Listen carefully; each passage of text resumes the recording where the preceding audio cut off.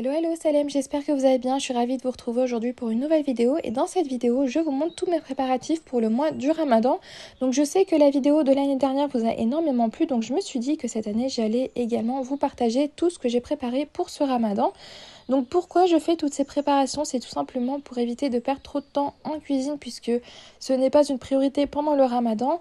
Et aussi pour les soirs où je me sens un petit peu plus fatiguée, au moins j'aurai quelque chose à sortir ou j'aurai quelque chose sous la main pour pouvoir faire des bons repas variés et équilibrés. Donc sans plus tarder, on passe aux préparations. Je commence par la préparation du beurre clarifié, ou autrement appelé du ghee. Alors qu'est-ce que le beurre clarifié? C'est tout simplement du beurre qui a été débarrassé du petit lait et des protéines qu'il contient. On obtiendra juste l'huile de beurre qu'on peut utiliser pour toutes sortes de cuissons puisque c'est une huile qui supporte très bien les hautes températures, qui est très digeste et très bonne pour la santé. Donc c'est pour cette raison que je préfère remplacer les huiles végétales par du ghee. Alors pour en revenir à la préparation, ici j'ai déposé 4 kg et 500 g de beurre dans une casserole. Je mets sur feu doux et je laisse fondre petit à petit. Lorsque ça commence à bouillir, on peut observer que le beurre devient translucide et que des morceaux solides remontent à la surface et d'autres morceaux restent au fond du pot. Donc à partir de ce moment-là, on va rester proche de la casserole et surveiller la coloration de ces morceaux. Et dès qu'ils commencent à dorer, c'est signe que le beurre clarifié est prêt. Donc j'éteins le feu, je laisse refroidir et ensuite je filtre le tout. Donc on va verser le beurre clarifié dans des bocaux et on laisse totalement refroidir. Donc ici j'ai laissé refroidir pendant une nuit entière. Après total refroidissement, on peut placer les bocaux au frigo ou les laisser à température ambiante dans un endroit frais et à l'abri de la lumière. Franchement, ça pose aucun problème. C'est comme l'huile de tournesol ou même de l'huile de coco, c'est exactement la même chose. Donc comme c'est juste de l'huile, ça va pas pourrir. Donc ici, comme l'huile de coco, ça a la même texture en fait. Au frais, le ghee est solide et à température ambiante, le ghee est liquide. Donc après, c'est à vous de voir ce qui vous convient le mieux. Ensuite, je passe à la préparation d'un de mes essentiels qui est le yaourt. Donc pour cette recette, je verse 2 litres de lait entier microfiltré dans une casserole. Je mets sur feu doux et je remue à l'aide d'un fouet pour éviter que le lait brûle. Je laisse le lait bouillir jusqu'à ce qu'une partie du lait s'est évaporée. Donc ici, je suis descendue à 1,65 litre ou jusqu'à ce que le lait ait diminué de 2 cm. Ensuite, j'éteins le feu, je laisse le lait redescendre en température jusqu'à être à 45 degrés. Après avoir descendu à 45 degrés, donc je prends quelques cuillères de lait auxquelles je vais mélanger 2 pots de yaourt nature bio. Je mélange le tout, je verse le mélange dans la casserole et je remue bien le tout pour avoir un mélange bien homogène.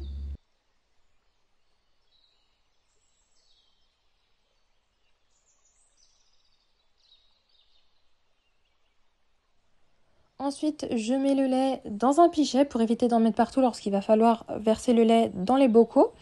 Donc ensuite, je verse le lait dans les bocaux. Pour ce qui est de la fermentation, je vais mettre un plat sur les bocaux. Ensuite, je mets une bouillotte par-dessus et je recouvre avec une couverture épaisse et je laisse fermenter pendant une nuit. Donc après une nuit à température ambiante, je place les yaourts au frais pendant un jour et ça y est, mes yaourts sont prêts à être dégustés. Alors pour gagner du temps, je vais prédécouper du persil, de la coriandre et du céleri. Donc ce sont des ingrédients que j'utilise beaucoup, surtout pour faire des sauces ou même des soupes. Donc c'est un vrai gain de temps d'en avoir sous la main, déjà prêt à être utilisé. Donc dans un premier temps, je vais préparer la coriandre. Donc ici, je coupe en petits morceaux avec un couteau. Je préfère couper moi-même que y mettre dans un mixeur parce que je trouve que des fois avec le mixeur, on a des morceaux qui n'ont pas la même taille. Donc on a des morceaux qui sont plus gros que d'autres et ceux qui sont trop petits des fois, ils lâchent le jus. Donc voilà, je préfère le faire à la main. Donc ici, j'ai fait la coriandre, ensuite je fais le persil et puis je vais terminer par le céleri.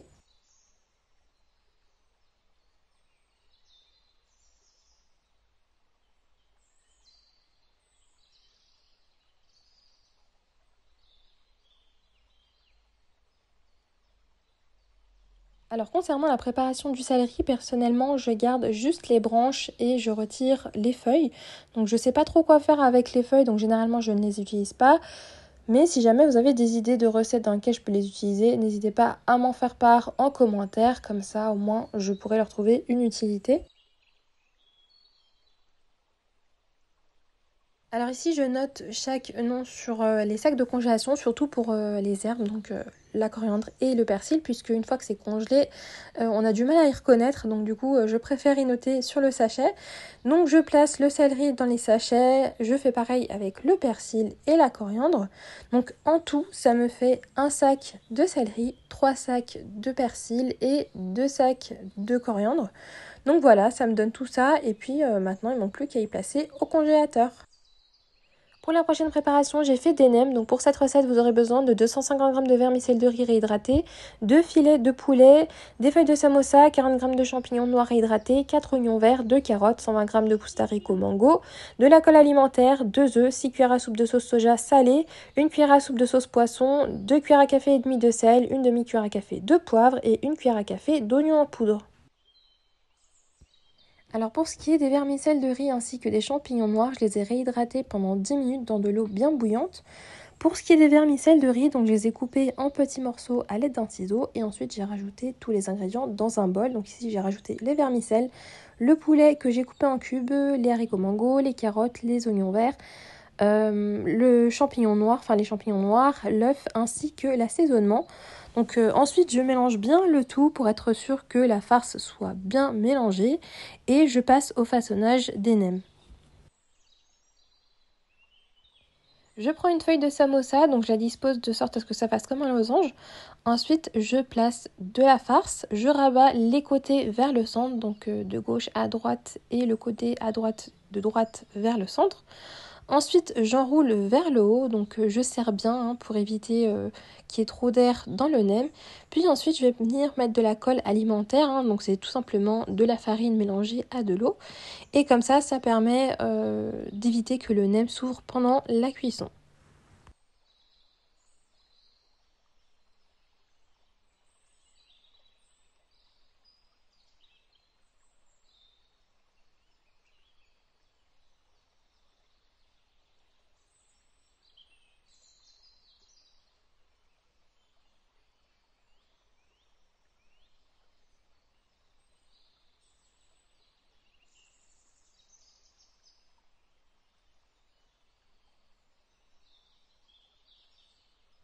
Alors ça y est, les nems sont prêts, donc en tout j'en ai 40. Maintenant je vais les placer dans des sacs de congélation et ça ira au congélateur.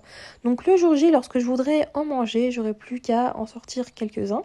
Donc je les laisserai décongeler au moins 3 heures à l'avance pour être sûr que la farce est totalement décongelée. Et ensuite je les ferai frire pendant quelques minutes jusqu'à ce que le nem soit bien doré. Et ça y est, les nems sont prêts.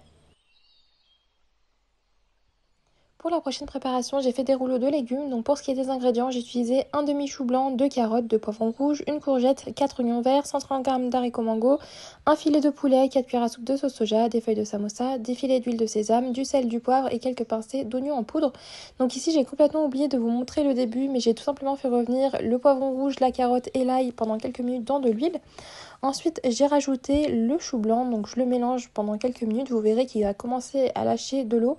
Donc ensuite, je laisse évaporer toute cette eau et à ce moment-là, je rajoute le filet de poulet que j'ai coupé en cubes.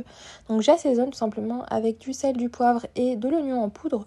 Je mélange bien le tout et ensuite, je vais l'additionner à la farce de légumes.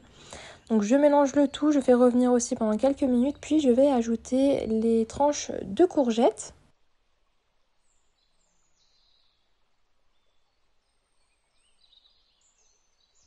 Lorsque les courgettes commencent à cuire, je vais rajouter la sauce soja. Donc ici, j'ai rajouté 4 cuillères à soupe de sauce soja. Donc je mets sur feu fort et je fais revenir les légumes pendant quelques minutes pour qu'ils soient bien imprégnés de la sauce soja. Et à ce moment-là, vous verrez que les courgettes vont commencer à lâcher toute l'eau qu'elles contiennent. Donc ça, c'est pas très grave. On va continuer de faire cuire jusqu'à ce que l'eau soit complètement évaporée. Et à ce moment-là, on va rajouter les filets d'huile de sésame. Donc je vais déposer le contenu de la poêle dans un saladier et on va rajouter le reste des ingrédients, à savoir les haricots mango ainsi que les oignons verts. Donc je rajoute ça et je vais bien mélanger pour que le tout soit bien réparti dans la farce. Puis je vais plaquer en fait la farce contre les bords du bol, ça va me permettre de refroidir la farce plus rapidement puisqu'on ne peut pas l'utiliser quand elle est chaude. Donc il faut vraiment la refroidir avant de la placer sur les feuilles de samosa. Donc voilà, ici je prends une feuille de samosa, je place de la farce dessus, donc c'est le même principe que pour les nems, hein. Je mets de la farce, ensuite je replie les côtés, puis je replie du bas vers le haut, tout en rajoutant de la colle alimentaire. Donc ici j'ai utilisé la colle que j'avais utilisée pour les nems. Donc voilà, je fais pareil pour toutes les feuilles de samosa.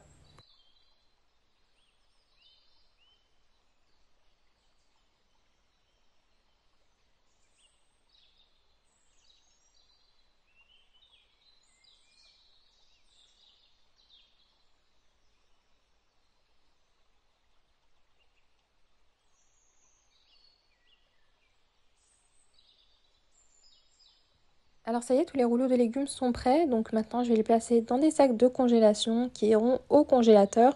Et c'est le même principe que pour les nems, donc je les décongèlerai 3 heures à l'avance avant de les utiliser, hein. Et ensuite je les ferai frire pendant quelques minutes jusqu'à ce qu'ils soient bien dorés.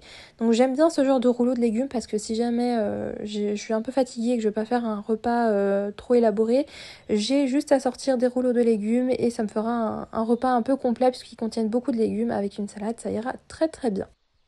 Pour la prochaine préparation, j'ai fait des cigares au fromage. Donc pour cette recette, vous aurez besoin de feuilles de pâte filo triangulaires, de 350 g de fromage en saumure. Donc si vous n'en trouvez pas, vous pouvez utiliser de la feta, ainsi que de l'eau pour refermer les rouleaux.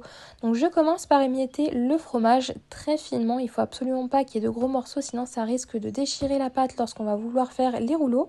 Donc ici je prends une feuille de pâte filo, je vais mettre un petit peu de fromage à la base, je rabats les deux côtés vers le centre et je forme le rouleau tout en ajoutant de l'eau sur la pointe pour éviter que le rouleau s'ouvre lors de la cuisson. Donc je vais procéder de la même façon pour toutes les feuilles de pâte filo.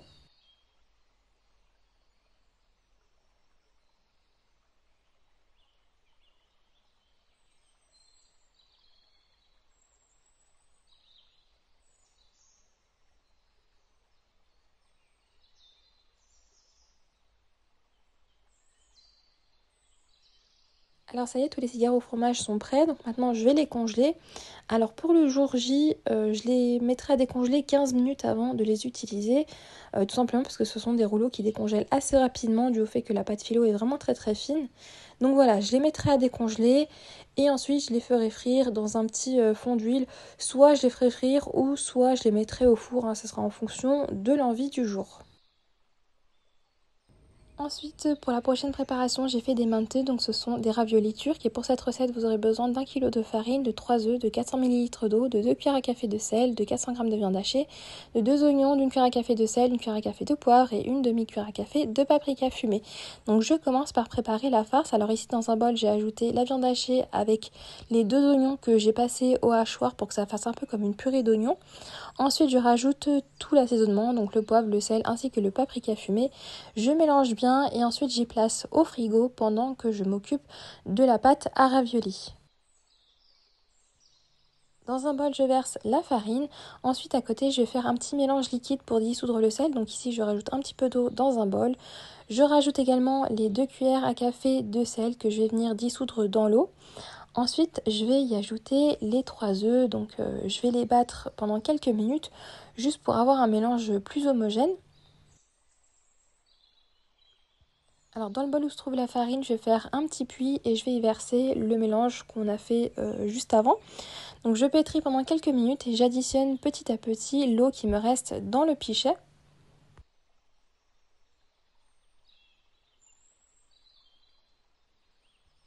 Alors pour la première étape, je vais pétrir jusqu'à ce que la farine soit totalement hydratée. Donc une fois qu'il n'y a plus de morceaux secs de farine, je place la boule de pâte dans le saladier, je recouvre et je laisse reposer pendant 10 minutes. Donc après 10 minutes, la pâte est un petit peu plus lisse, donc elle sera plus facile à pétrir. Donc ici, je fais un petit boudin que je vais diviser en 3 pâtons. Et ensuite, je vais former des boules. Donc ici, voilà, je regardais s'il n'y en avait pas un qui avait plus de pâte que les autres. Donc voilà, j'ai fait une boule de pâte, je farine bien le tout, donc la boule ainsi que l'assiette sur laquelle je vais poser les pâtons. Voilà, donc je fais la même chose pour les deux autres pâtons et ensuite je vais recouvrir le tout. Donc pour le temps de repos, je vais laisser pendant au moins 2 heures, voire 2 heures et demie pour que la pâte soit bien lisse lorsqu'on aura besoin de l'étaler. Après 2 heures et demie de repos, je vais étaler les pâtons. Donc ici, je prends un pâton que je vais bien fariner pour éviter qu'il colle à la table. Ensuite, j'étale avec la main, puis je passe au rouleau. Donc au début, j'étale normalement, comme on peut faire avec un rouleau pâtissier. Mais après, j'enroule la pâte autour du rouleau et j'aplatis pour agrandir la pâte et pour qu'elle s'affine. Donc ici, l'épaisseur idéale, ça serait vraiment 1 mm voire 2 mm d'épaisseur. Ensuite, je farine parce qu'en fait, c'est une pâte qui absorbe assez vite la farine et du coup, comme elle absorbe la farine, elle a plus de facilité à coller à la table. Donc avant de procéder à la découpe, je veille à ce qu'il y ait beaucoup de farine sur la pâte, surtout sur le côté qui touche la table. Et ensuite, je vais découper. Donc ici, je vais mettre du rouleau pour faire des carrés. Donc je fais des traits à l'horizontale et à la verticale pour faire un peu comme une grille.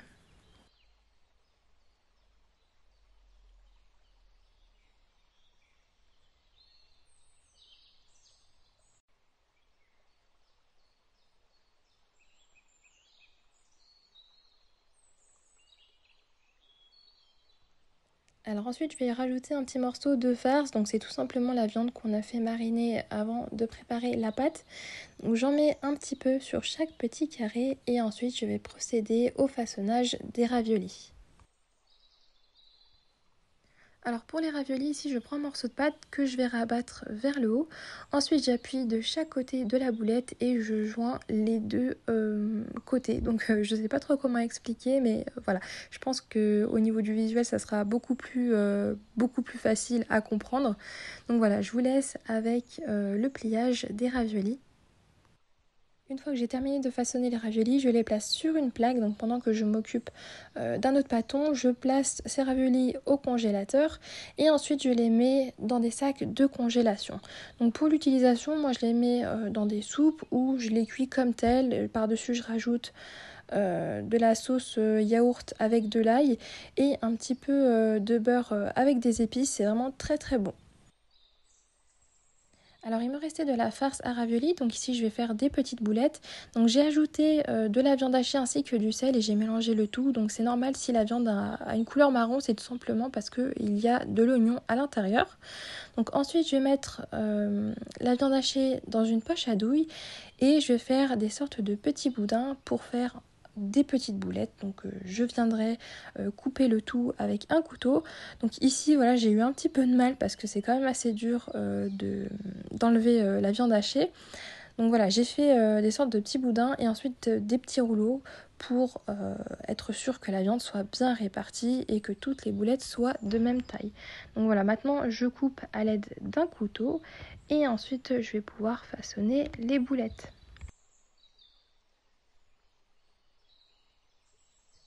Alors ici je prends un plat que je vais bien fariner et ensuite je prends un morceau de viande et je vais former une boule. Donc je place toutes les boules dans ce plat là et une fois que j'en ai plusieurs, je secoue le tout pour mettre de la farine sur toute la viande.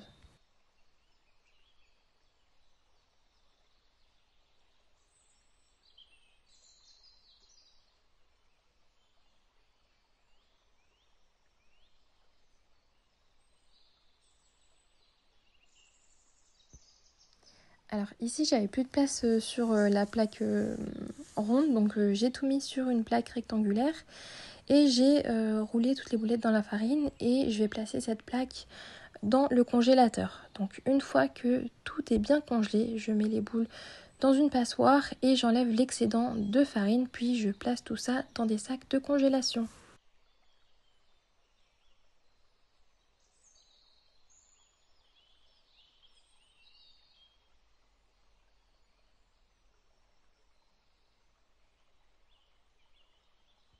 Alors en termes de cuisson, je les sortirai 30 minutes à l'avance, puis je les ferai revenir pendant quelques minutes dans de l'huile pour qu'elles soient bien dorées sur l'extérieur.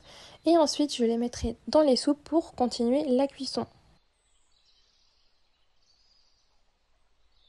On passe maintenant aux fameuses briques. Donc ici j'ai préparé des briques à la viande hachée. Donc pour cela vous aurez besoin d'1 kg de viande hachée, d'un oignon, d'une cuillère à café et demie de cumin, de 4 cuillères à café de persil, de 2 œufs, du sel, du poivre, de la vache qui rit et des feuilles de briques. Je commence par faire fondre du beurre clarifié dans une poêle et je viens y ajouter un oignon que j'ai finement émincé. Donc je le fais revenir pendant quelques minutes jusqu'à ce qu'il soit translucide. J'ajoute ensuite la viande hachée, donc je l'assaisonne avec du sel, du poivre et du cumin. Donc je mélange bien et je l'émiette vraiment très très finement. Il faut surtout pas qu'il y ait de gros morceaux parce que ça risquerait de déchirer les feuilles de briques. Donc voilà, je mélange bien. Ensuite, une fois que la viande est bien cuite, j'éteins le feu et à ce moment-là, je rajoute les œufs. Donc les œufs, faut absolument pas les rajouter quand le feu est allumé parce que sinon, ça risquerait de les cuire. Et nous, on veut pas que ça cuise les œufs, on veut juste qu'ils restent comme ça un peu baveux pour hydrater la viande hachée qui de base est une viande sèche. Donc voilà, j'ai rajouté les œufs et j'ai également rajouté le persil. Donc ensuite, je refroidis la farce. Et une fois qu'elle est froide, je peux passer au façonnage des briques. Donc ici, j'ai pris une demi-feuille de briques que j'ai repliée. Ensuite, je rajoute la moitié d'un fromage vache qui rit. Puis, je rajoute la viande hachée par-dessus. Et ensuite, je procède au pliage. Donc, je vous laisse avec la vidéo pour voir comment je fais ce pliage.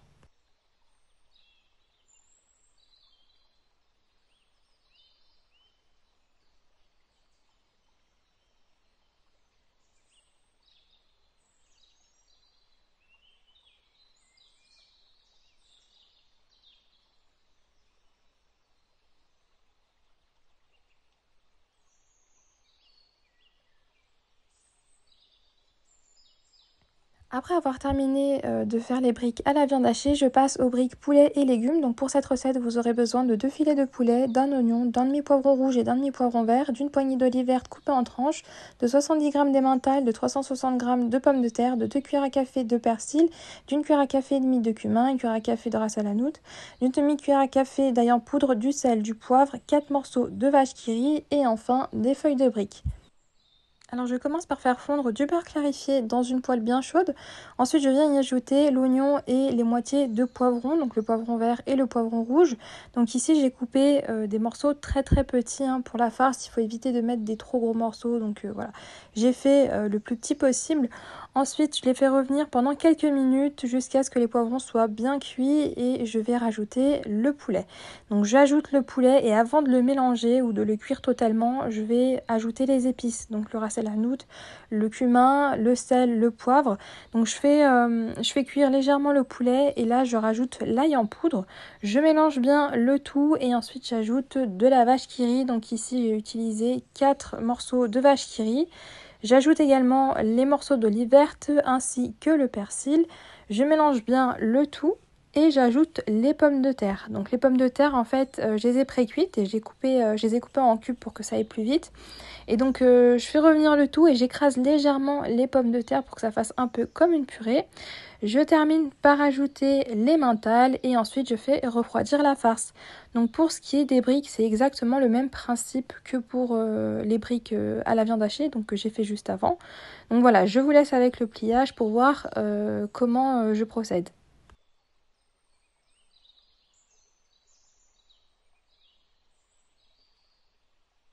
Pour la dernière variété de briques, j'ai préparé une farce avec du poulet et de la crème. Donc pour cette recette, vous aurez besoin de 2 blancs de poulet, de 200 g de lardons de poulet fumé, de 20 cl de crème liquide, de 70 g d'emmental râpé, d'une cuillère à café d'oignon en poudre, une cuillère à café d'ail en poudre, du sel et du poivre, ainsi que des feuilles de briques.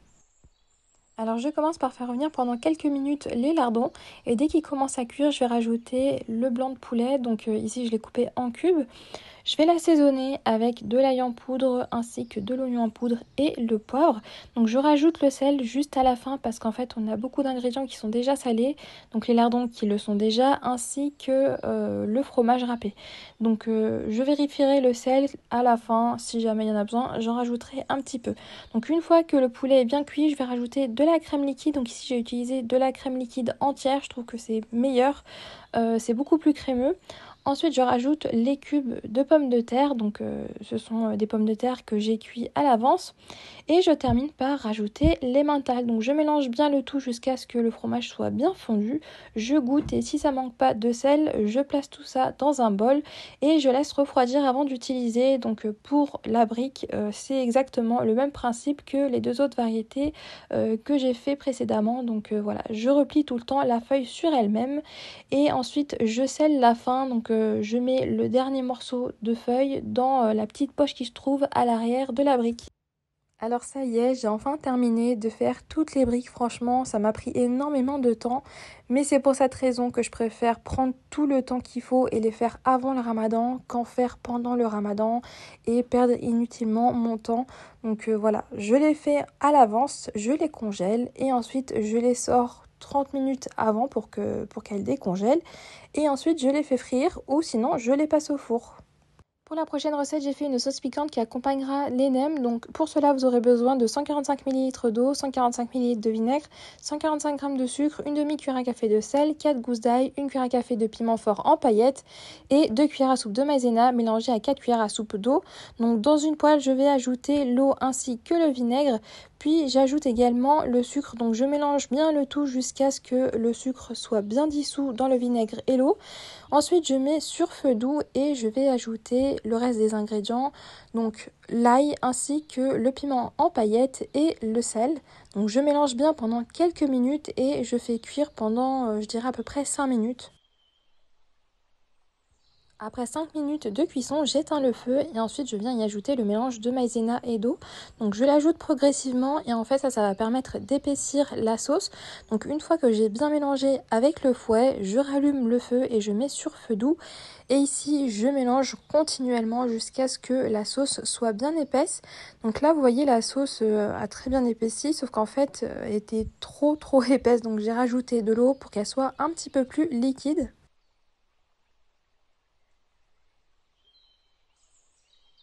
Après avoir obtenu la bonne consistance, je verse la sauce dans un pot, je la laisse refroidir et ensuite je mets le couvercle et je la réserve au frigo puis je la sortirai lorsque je mangerai des nems. Je passe maintenant aux galettes de pain. Donc pour cette recette, vous aurez besoin d'1 kg de farine, de 3 cuillères à café de sel et de 600 ml d'eau. Dans un bol, je viens ajouter la farine, je forme un petit puits pour y ajouter le sel et ensuite je verse l'eau progressivement et je pétris pendant 5 minutes. Après ces 5 minutes, je vais former une boule et ensuite je vais laisser la pâte reposer pendant 10 minutes. Donc après ces 10 minutes, je vais faire des petits pâtons. Donc ici, je vais les peser. Je vais faire des petits pâtons de 50 grammes parce que je veux pas des grandes galettes, je veux juste des petites galettes. Donc voilà, je mesure tout ça parce que c'est beaucoup plus pratique que faire plusieurs boudins et diviser. Comme ça au moins je suis sûre d'avoir des pâtons de la même taille.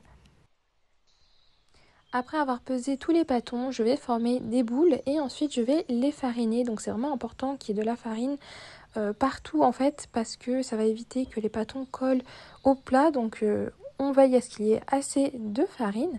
Donc ici je les place sur le plat que j'ai préalablement fariné. Et puis je vais les laisser reposer pendant 1 heure. Donc là je mets un film plastique pour être sûr que ça ne sèche pas. Et voilà, je les laisse reposer pendant 1 heure. Après 1 heure de repos, je vais fariner la table sur laquelle je vais faire les galettes. Donc par-dessus, je mets le bâton et ensuite je vais l'étaler jusqu'à ce que ça forme un cercle bien fin. Donc ici, je fais cuire les galettes sur une crêpière. Pour moi, c'est beaucoup plus pratique. Et je les retourne toutes les 2 minutes. C'est ça le secret pour avoir des galettes bien gonflées et avec beaucoup de boules. Donc je procède de la même façon pour tous les morceaux de pâte. Alors j'aime beaucoup faire ce genre de galettes de pain tout simplement parce qu'elles ont une petite particularité, c'est qu'elles se conservent très bien à température ambiante et c'est dû au fait que après la cuisson, elles sont complètement déshydratées, donc elles ont exactement la même texture que des chips. Et en fait, ça va nous permettre de les conserver à température ambiante pendant plusieurs semaines. Elles ne bougeront pas. Donc une fois que je voudrais les utiliser pour mes recettes, j'aurai juste à prendre une galette, à la passer sous l'eau, donc des deux côtés. J'égoutte et ensuite je la place entre deux feuilles de papier cuisson que je mettrai entre deux torchons. Donc ensuite je laisse reposer pendant 10 minutes, juste le temps que la galette absorbe bien toute l'eau. Et après ces 10 minutes, je pourrai l'utiliser pour toutes mes recettes, que ce soit pour faire un tacos, des wraps ou même des burritos, peu importe. La galette aura retrouvé toute son élasticité et sera bien molle. Donc voilà, pour la conservation, ici, je les place dans des sacs en papier. Ensuite, je place un morceau de papier cuisson au-dessus pour être sûr qu'il n'y ait rien qui rentre à l'intérieur. Et j'agrafe le sac pour qu'il soit bien fermé. Donc ici, je place les galettes dans un endroit qui est qui est sec en fait, qui n'est pas humide, ainsi que un endroit qui est à l'abri de la lumière et où il ne fait pas très très chaud. Donc voilà.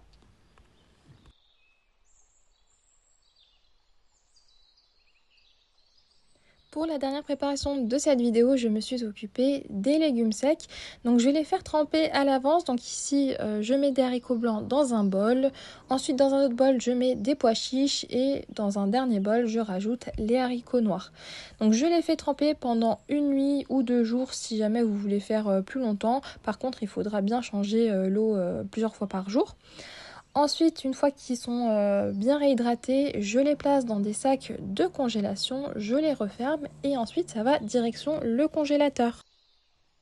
Alors j'aime beaucoup tremper tous les légumes secs en avance pour le ramadan tout simplement parce que ça me fait gagner énormément de temps en fait de préparation. Puisque j'aurai déjà des légumes secs sous la main lorsque je voudrais faire des plats et j'aurai pas à les tremper à chaque fois que je vais faire une recette.